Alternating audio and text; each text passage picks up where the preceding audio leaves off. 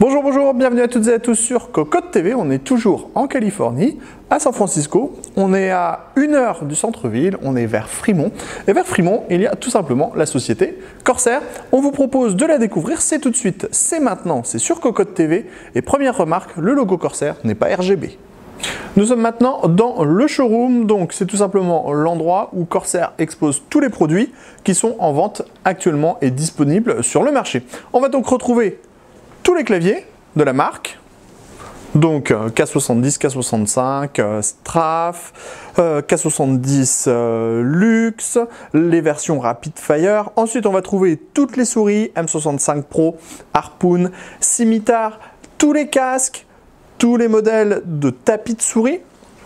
Et donc, vous avez les packaging, mais aussi les produits qui sont directement visibles live. On va également retrouver quelques boîtiers, puisque la marque possède vraiment énormément de boîtiers, donc on ne va pas tous les avoir sur le marché. On va, dans cette pièce, on va retrouver les alimentations, les kits water cooling, et en effet, quelques boîtiers, comme on le disait. Petite particularité, comme on est sur le marché US, on va également trouver pas mal de produits dérivés qui sont disponibles à la vente. On n'oubliera pas de vous parler de tout ce qui est SSD et mémoire, hein, une grosse partie du marché de Corsair avec les ventilateurs.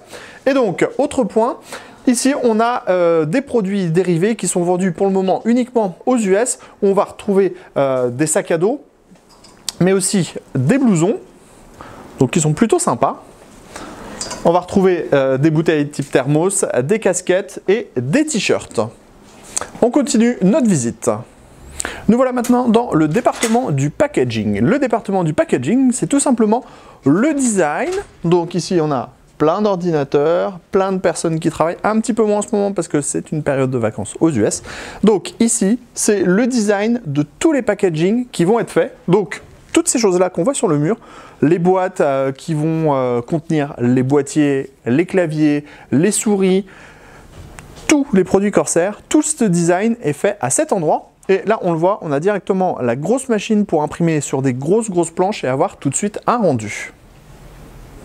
On est maintenant dans le support technique. Donc, dans cet espace, en fait, il y a des techniciens qui s'occupent surtout de la partie US qui, quand vous allez avoir un problème avec votre matériel, en fait, imaginons il y a une incompatibilité entre une carte mère et un système de water cooling, eh bien en fait, ils vont tout simplement se procurer la carte mère, prendre le système de water cooling et vérifier pourquoi ça ne fonctionne pas pour pouvoir vous apporter une solution. Donc en fait, il y a des personnes qui vont recevoir les mails et ensuite tous les produits et tout va être testé. Donc c'est pour ça qu'on voit plein de configurations qui sont à gauche comme à droite.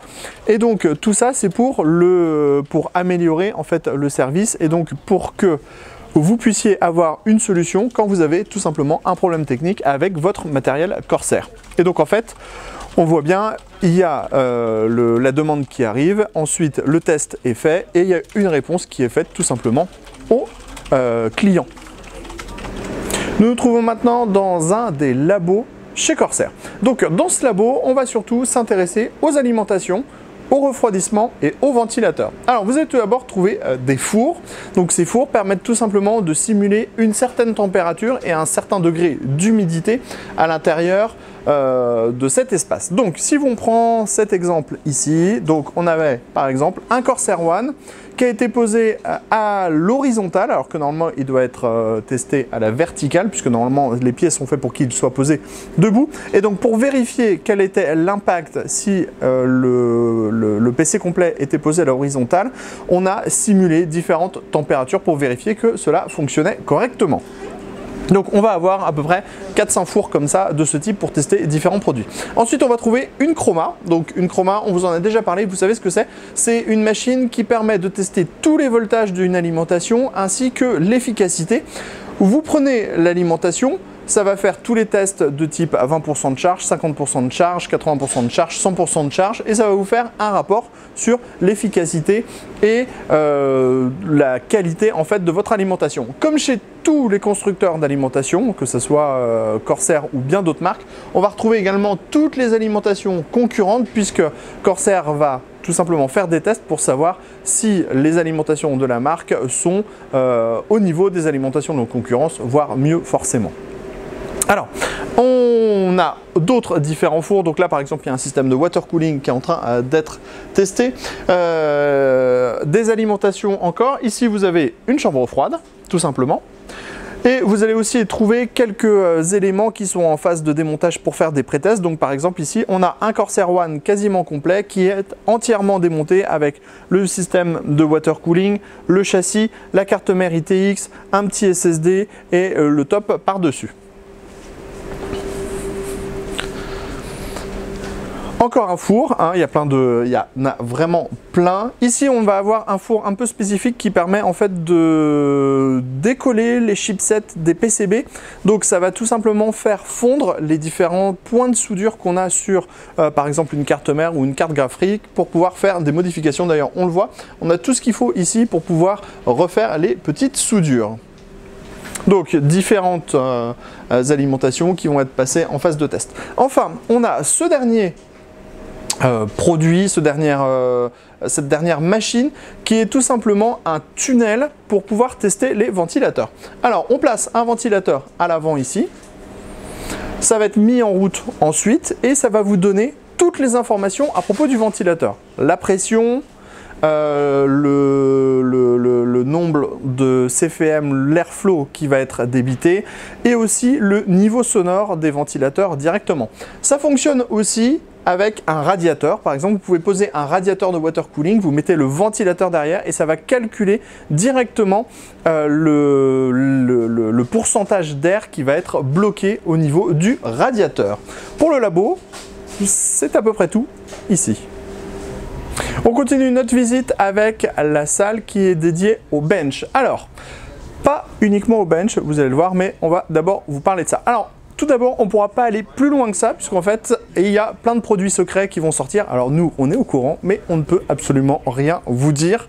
Donc, c'est ici que les boîtiers, quand ils sont en phase de prototype, vont venir être testés ici. On va également avoir toute la partie du développement software à cet endroit-là. Donc par exemple, c'est là qu'est testé le logiciel qui permet de faire fonctionner les ventilateurs RGB. On va aussi avoir le test de tous les softwares des souris ou des claviers.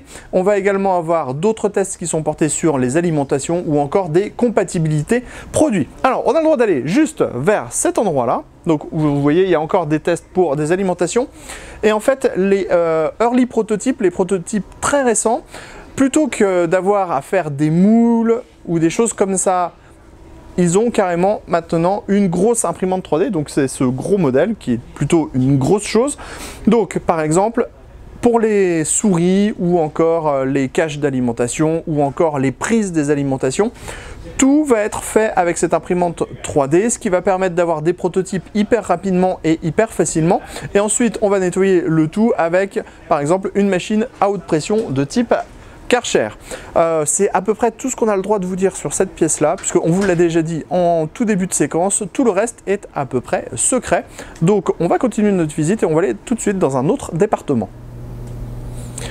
On est maintenant dans la gaming room de Corsair, donc c'est l'endroit où Corsair va réaliser plein d'événements. Donc on a plein de matos Corsair avec du RGB, des chaises gaming Corsair, mais ça, on y reviendra un tout petit peu plus tard, puisque là pour le moment, on va vous parler de la genèse de la souris Harpoon. Alors, on a quelques prototypes avec nous, et donc, par exemple, le early prototype, donc le tout premier prototype qui a été fait à la CNC. Donc c'est du gros plastique qui a été travaillé avec une fraiseuse et ça nous a donné donc ce premier prototype avec les placements des boutons, les revêtements, les clics gauche, les clics droit et la sortie du câble. Ensuite, ce prototype a évolué et on est passé sur un prototype qui a été fait à l'imprimante 3D.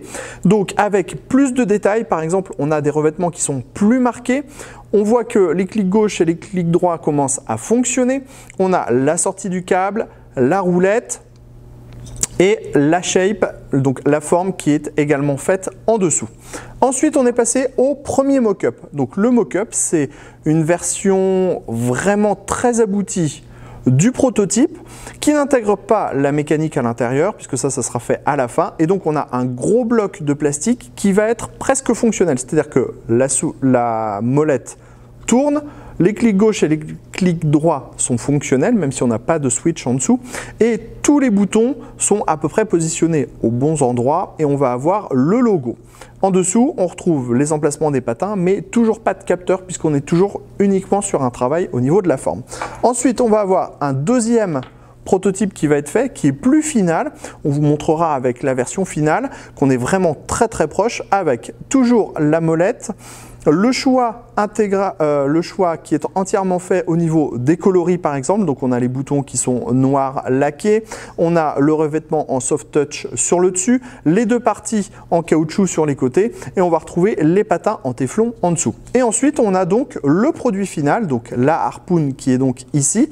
Vous le voyez, si on regarde ici d'assez loin, on verra assez peu de différence entre les deux modèles puisqu'on est vraiment très proche. Alors on va quand même remarquer que le rubber sur le côté a une forme qui est légèrement différente, mais le logo Corsair est placé au même endroit. On a bien les boutons laqués, la molette avec la vague centrale en caoutchouc et on va retrouver aussi sur le côté les différents boutons qui sont maintenant fonctionnels. Sans plus attendre, on va passer à la gaming room. Vous allez voir, c'est un endroit vraiment assez sympa et c'est tout de suite. On est maintenant dans la gaming room et pour vous la faire découvrir, on va vous proposer un petit travelling et on reviendra sur les détails de cette dernière au fur et à mesure. On a un espace Street Fighter où il y a carrément les équipes de Capcom qui viennent jouer dans cette gaming room. On a ensuite, vous allez le voir un tout petit peu plus loin, l'endroit qui permet de faire le streaming puisque Corsair fait des événements en streaming. Donc il peut y avoir entre 10 000, 20 000, 30 000 personnes qui regardent les événements et le tout est filmé en 4K avec des retours 4K de tous les côtés. Ensuite, vous avez vu, il y a plein de fresques qui sont hyper geek et hyper sympas. On avait Duke Nukem par exemple. Et ensuite, on va voir l'espace gaming avec toutes les machines qui sont disposées les unes à côté des autres et les unes en face des autres pour qu'il puisse y avoir tout simplement des matchs. Et on va revenir en détail tout de suite sur cette gaming room. Dernier plan sur les locaux de Corsair avec la gaming room et on va passer un petit peu de temps sur les différentes fresques qui ont été peintes sur les murs. Alors vous avez ici un Duke Nukem absolument énorme et vous avez vu il y a tout plein de détails qui ont été faits en peinture qui va se réfléchir avec la lumière noire. On va avoir du Fallout, du Half-Life, du Dota 2, du Doom. Bref, absolument tous les jeux qu'on aime, du StarCraft, vous allez avoir de l'autre côté par là-bas du World of Warcraft, du BioShock, du Assassin's Creed ou encore du Witcher 2. Ensuite, on va avoir ce mur qui représente le logo de la marque avec plein de produits assez emblématiques de la société qui sont juste peints en blanc. Donc le résultat est vraiment très sympa. Dans cette salle, comme on vous le disait, il y a pas mal de matchs qui sont organisés donc entre différentes équipes. Il y a aussi des événements qui sont réalisés par Corsair avec des annonceurs. Donc par exemple, ici, on a le coin qui sert à faire les matchs de Street Fighter. Donc on a les gros pads pour pouvoir s'envoyer des bons uppercuts et avec une grosse télé 4K. Et par exemple, les gens de chez Capcom organisent parfois des événements directement dans la salle de Corsair. On vous l'avait déjà dit tout à l'heure quand on s'occupait du travelling. Ensuite, on va voir le côté bar pour pouvoir tout simplement se désaltérer. Et ici, la partie gaming avec des machines forcément RGB. On va avoir des écrans Asus, des claviers RGB gaming de la marque avec la souris qui va bien, le tapis de souris, le siège Corsair. Donc ça, c'est bientôt des modèles qui vont arriver sur le marché français. Et en fait, c'est donc ici qu'on va avoir les différents matchs comme on le disait et on va avoir un gros vidéoprojecteur ici qui est lui aussi en 4K qui permettra tout simplement de retranscrire les points importants, les phases importantes des différents matchs. On était donc chez Corsair aux USA, c'était notre reportage sur les locaux de la marque et on vous dit à très bientôt pour des nouvelles vidéos sur Cocotte TV.